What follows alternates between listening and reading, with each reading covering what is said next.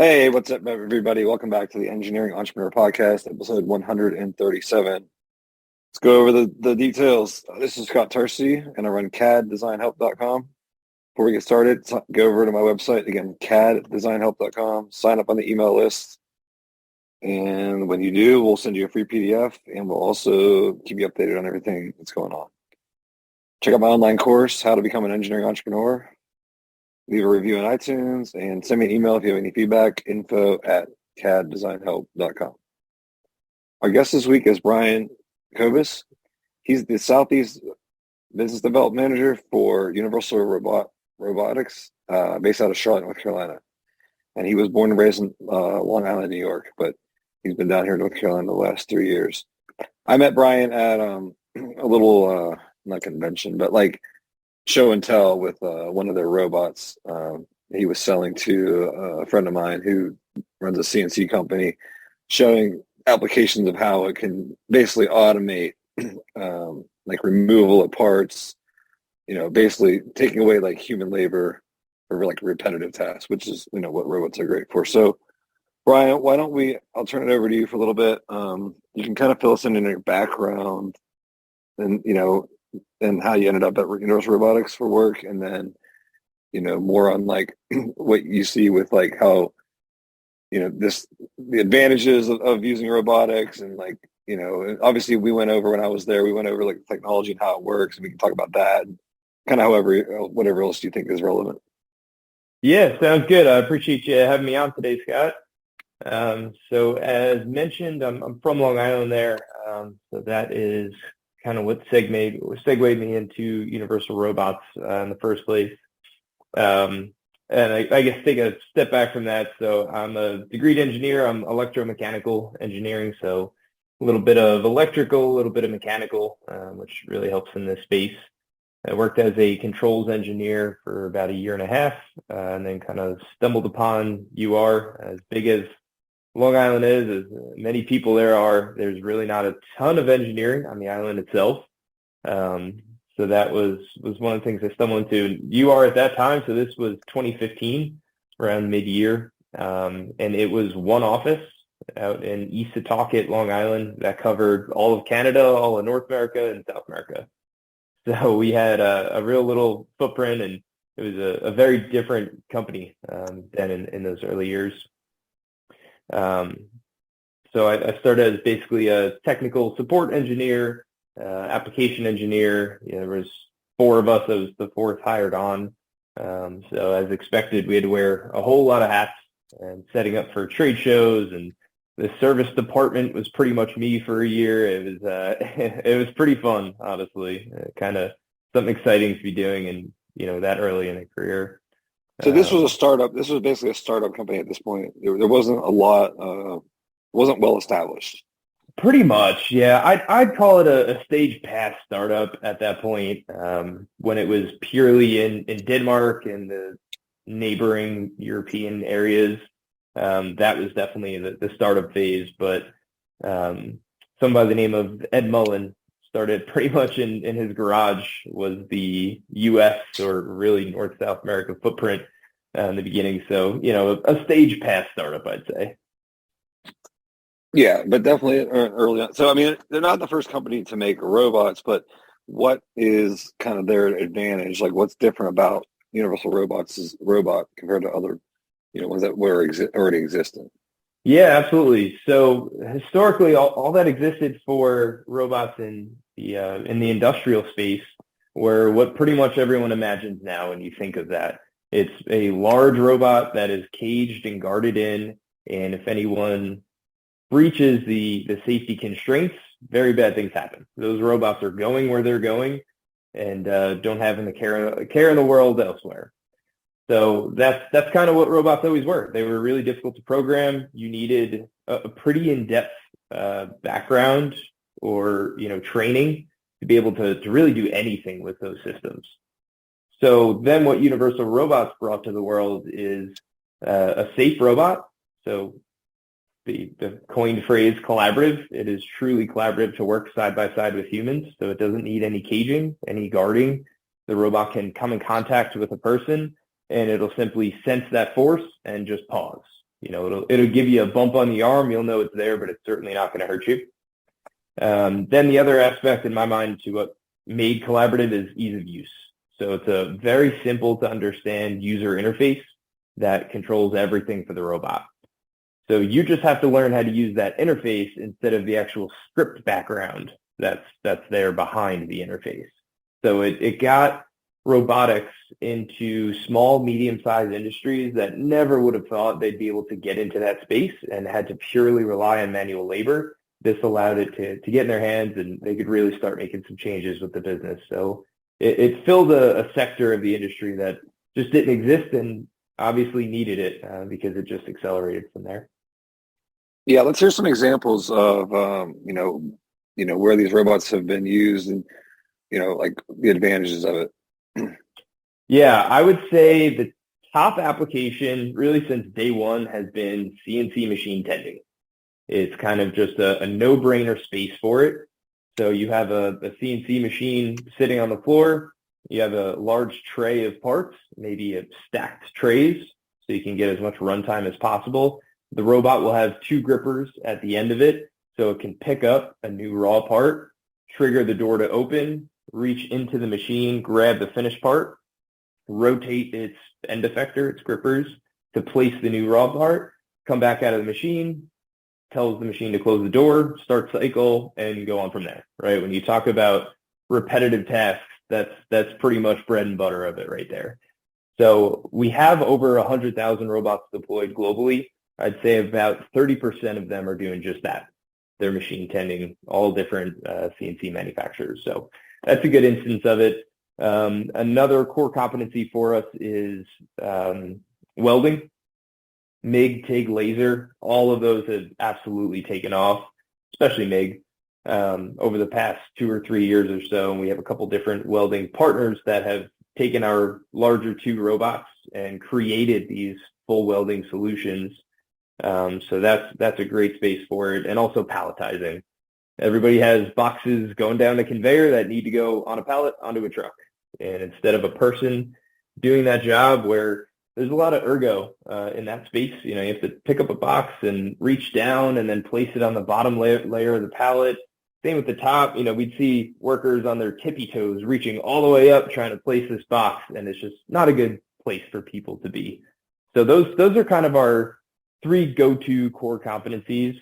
But outside of that, just, material handling, moving a part from A to B, picking off a conveyor and putting it into a box, or erecting a case for then product to be put into.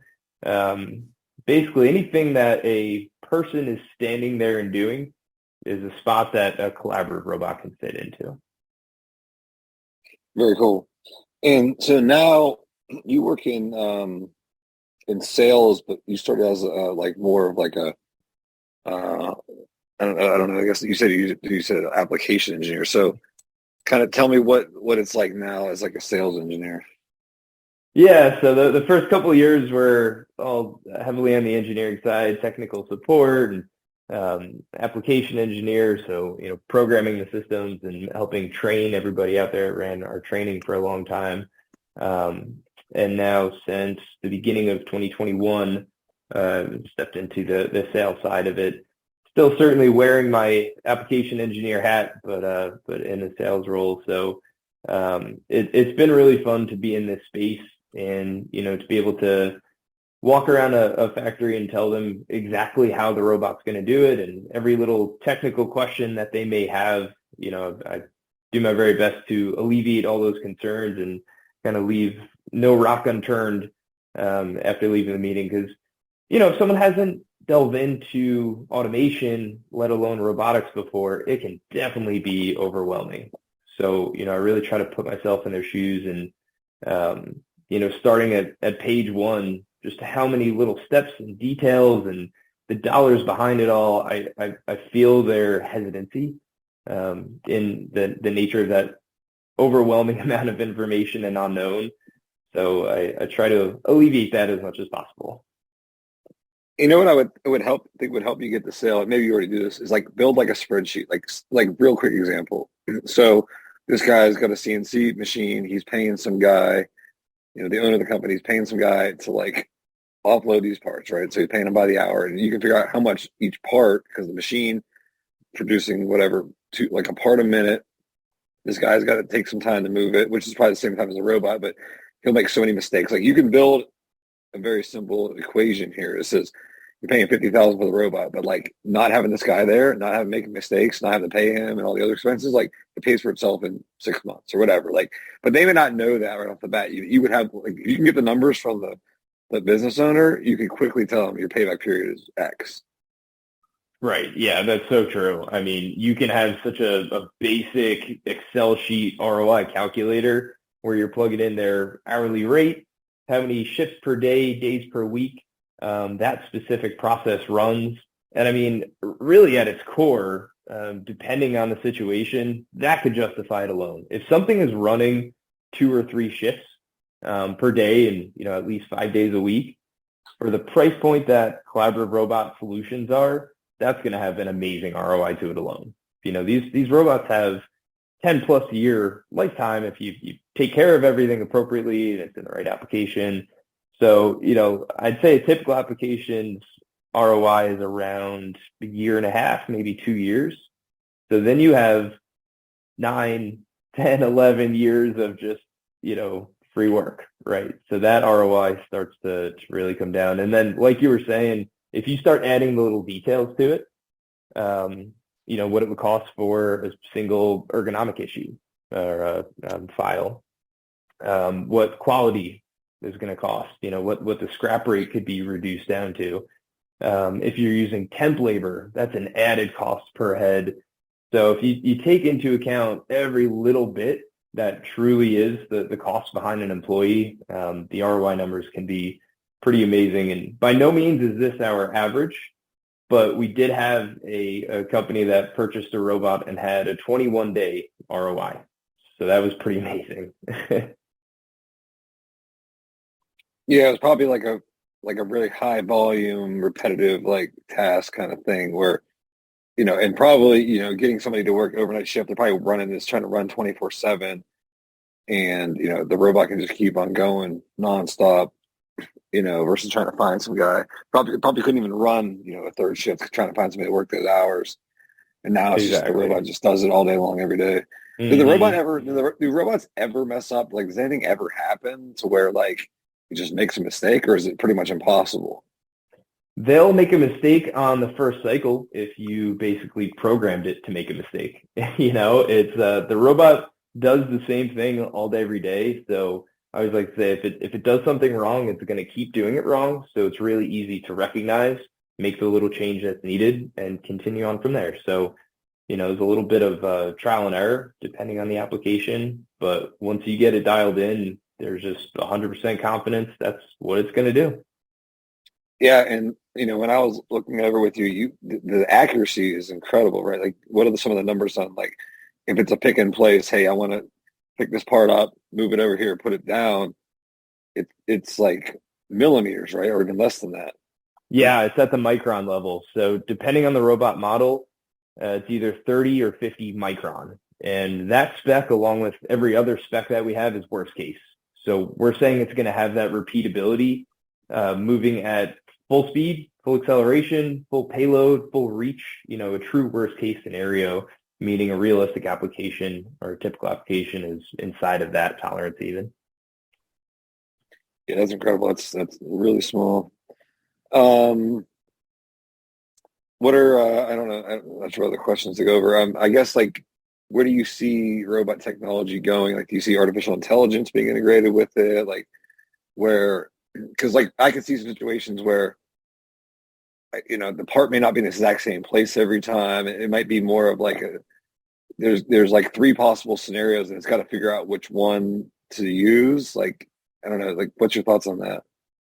Yeah, I mean, it's such an exciting space to be in. I think we all know how exponential technology is, and certainly this field is no different.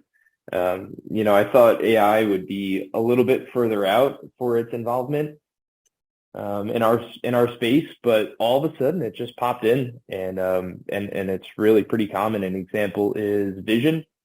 So there's some vision manufacturers that have AI and really deep learning is better terminology for it, but you can show it a handful of this is what good looks like, this is what bad looks like. So let's say you're inspecting a plug being fully plugged in or not. You show it in different increments of not being plugged in correctly, a couple angles of it being plugged in correctly, and it's off to the races. It will just learn and get better and catch every nuance from there. Another cool example is just as you were alluding to, so things not being in the exact same position. That's always the goal, and things are a lot easier when the robot doesn't have to think and it could just move and pick, and it guarantees that it's there, but you can't always guarantee that. So there's some technology out there that's just feeding live coordinate positioning to the robot at our processor time, which is 2 milliseconds. So let's say you were trying to plug a cable into a Ethernet port. You can move that Ethernet port around, and the robot's going to constantly be following the trail and working to plug it in. So the second you kind of come to rest, it's there following along and it plugs right in. So all these surrounding. Yeah, so the vision system, the camera, it knows what a Ethernet port looks like. And once, let's say, this is like an assembly line of, I don't know, like some kind of computer, and it's got to plug in as it's going, and the computer's shifting a little bit. Like it once it stops moving, right? Let's say it's moving and it stops.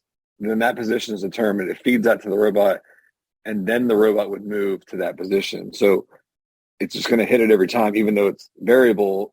It's being told each cycle where to go.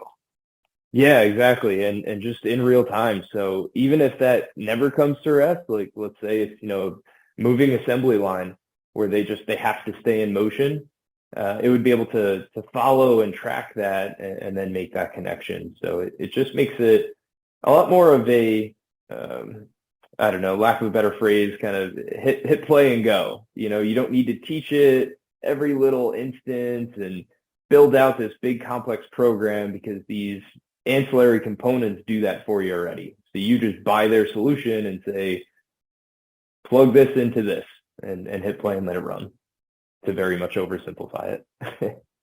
So if you have a customer in that situation, like, are you involved with like helping them get this all like up and running? Like they buy the robot and they get it in, but like I imagine they're going to need some help like getting this all kind of set up.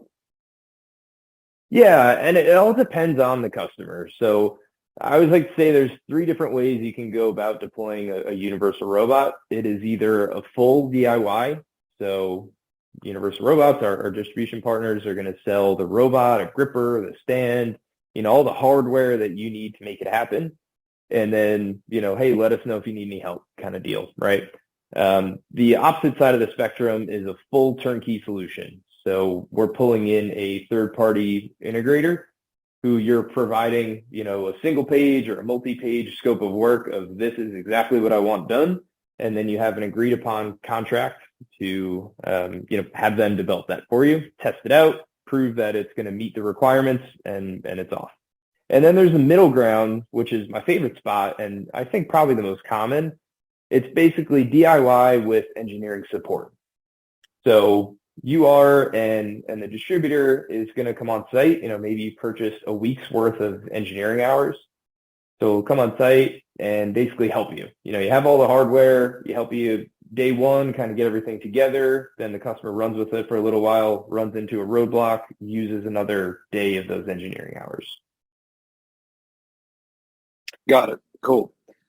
Okay. Well, I don't have a lot more questions, but I do like to ask her at the end. Like, kind of, you're gonna get a lot of experience. Like, what's your number one tip for people in terms of like robotics, or just anything that comes to mind? Oh, let's see. If I were to put myself in a manufacturer's shoes, first off, not being afraid of it all. Like I said, it can be intimidating if you've never done it before. But once you get your feet wet, you really do learn this stuff so quickly, and it gets comfortable really so quickly with how simple these solutions are, relatively speaking. It's something that, as long as you are willing to invest the time and effort that it takes to really learn it, you're going to grasp it. And then the next project's going to be exponentially simpler, and you just you don't have those concerns anymore.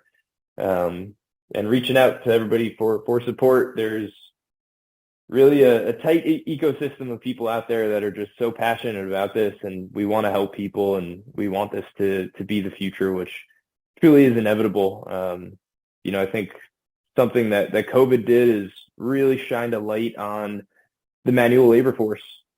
It is just 10 times, maybe we'll add a zero to that, 100 times harder to find and keep people to do these processes, because they got a taste of, being able to sit home and not have to do these difficult jobs. And then had to go back to work and realize, maybe it's not what I want to do with my life. So right. It's like not only are these, it's right. Not only these jobs are typically low pay, but they're really low engagement, meaning like it's not interesting to the person, so they get bored and they just don't want to be there. Like, you know what I mean? So yeah, exactly. I mean, it makes absolute sense to bring robotics in on this. And so, and I was going to say also with the whole like the learning thing, like once you've kind of built your first like say program of it, it's like it probably opens up your mind to like so many more possibilities. Once you've like done it, you use it, you're like, oh, it could be used for this. Like it just you get to start thinking in that mindset more of like what it could be used for. In my mind, that's how it would work probably. Yeah, no, that's such a good point. I mean, truly our goal every time with a new account, a new company, is to get that first one in the door, because then the robot sells itself. Once it's there and working, you can't help but stare at it. And then as you walk around your facility, you start seeing, without even trying, you start seeing the spots that a robot really should be doing that job.